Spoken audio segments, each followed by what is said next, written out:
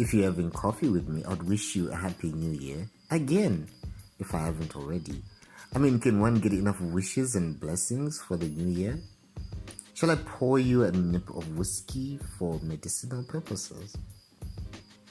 I'm medicating a cold. Could be because I got caught in the rain. We've been having some serious rains lately. And now I'm nursing a cold. Or as I suspect every time I sneeze. Could this be XBB.1.5? The new, more transmissible variant of COVID. I attended several events where the world seemed to have gotten back to normal. 0 masks, 0 social distancing, and 0 hand sanitizing. Just vibes and good music. Anyway, alcohol kills germs, right? So bottoms up. If you're having coffee with me, I'll tell you that I'm also medicating from bus lag. You know how people get jet lag, right?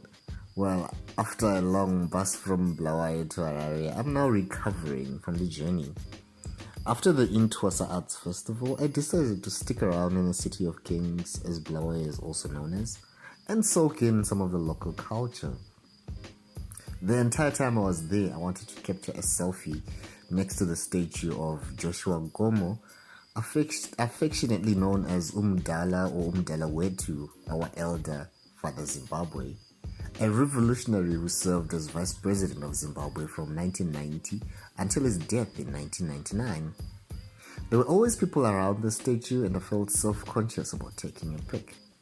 This one time there were a bunch of police officers there. I even wondered if it was legal to take a picture.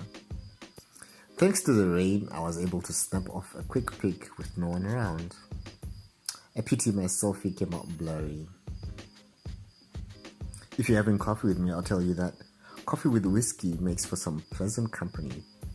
Whiskey could be a character from Glass Onion and Knives Out Mysteries, sequel to Knives Out, which is my next movie review.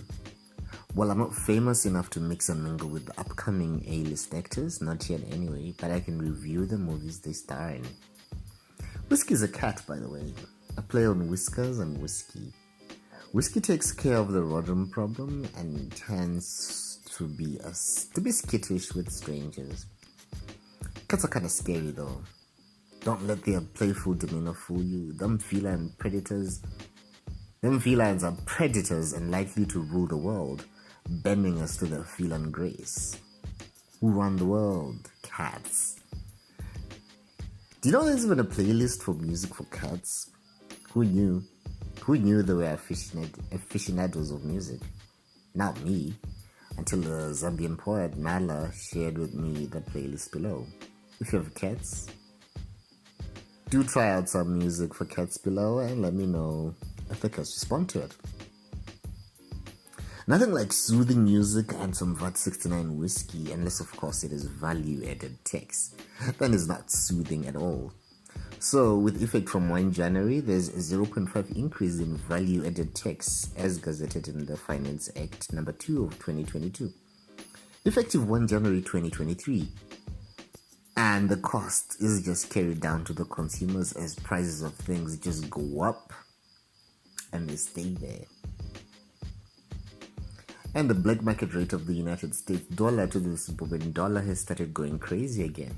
You could blame it on the ending holiday season and people trying to liquidate money for back to school, or that government has started paying out its contractors, whom after halting payments way back in August 2022. Anywho, the central bank had tweeted and asked them nicely to use the funds they got paid, to not use the funds they got paid out on the black market. I don't think they listened. If you're having coffee with me, I'll tell you that the electricity situation has gone back to its usual long hours of darkness. Holiday season is definitely over. I saw in the media that our neighbors in Zambia are now experiencing stage 3 load shedding with 12 hours of no electricity. Apparently their president wants to call our president in a private family conversation over the use and management of the hydro plant at Kariba Dam, since Zimbabwe apparently used up all its allocation of water reserves for electricity generation, and Zambia is suffering because of it. If you're having coffee with me, I'd ask you if talking about such things counts as politics. See, there's a new album, Eureka Eureka by Wiki D, and some of the tracks, particularly Ibotso and Zimbabwe, have faced some backlash as being politically themed, with some quarters calling out for the songs to not be played on radio.